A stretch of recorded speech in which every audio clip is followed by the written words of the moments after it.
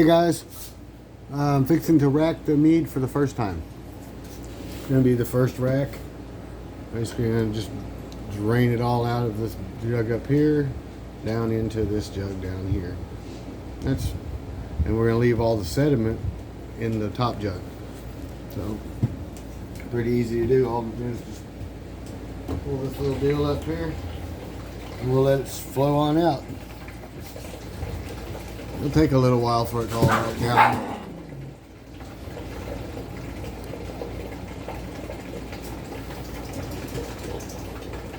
There we go. As it's doing that, it's also aerating. It's knocking out some of the CO2 and it's adding a little more oxygen to it. That'll bring my yeast back up because my bubbling's, it was at around 4 seconds. It got to going and then it got quite a bit slower. It got to around 9 seconds. So my yeast was slowing down. Time to rack it up and give it some oxygen. It's kind of like a wheat beer flowing into it. It's making me thirsty. It smells very good. It smells like honey and you got a hint of alcohol in there. Of course there's some yeast smell as well, but they smell that honey real strong. The whole house is going to smell like honey soon. Ah, it smells good. But we'll let this drain off all the way down to the bottom. There's a little tube inside that drain, right inside this little fitting here. There's a tube back in here that I can adjust. You might be able to barely see it, but I can adjust the level of that tube so I can pull the mead off the top and just leave the sediment in the bottom. But once all this drains out, we'll get back. We're gonna magically transform time.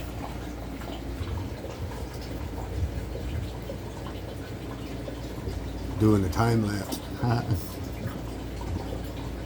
fucking memorized his phone number.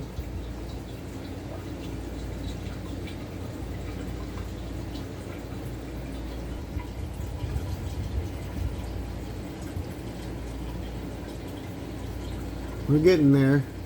We're about halfway through, maybe a little better than halfway. One more. Call of Duty. One more. For that.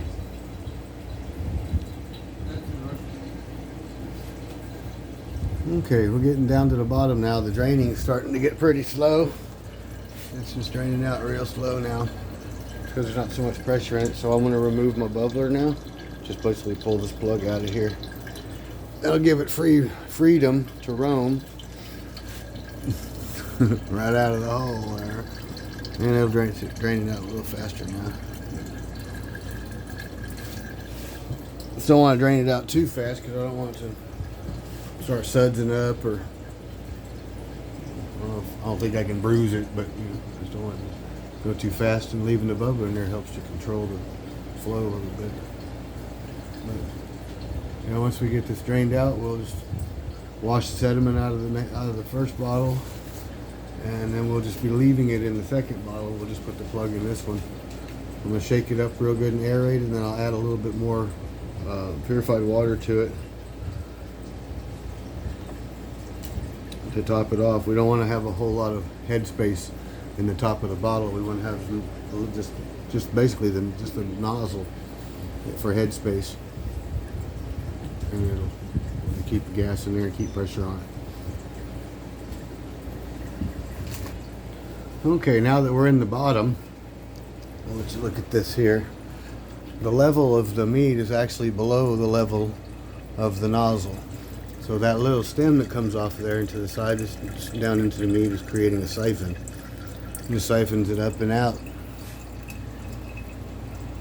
It's a slow run, so it's going to really kind of sputter out this last bit. It'll take a while, so I will magically fast forward time again so I don't bore everybody to death, and might watch this video to the end.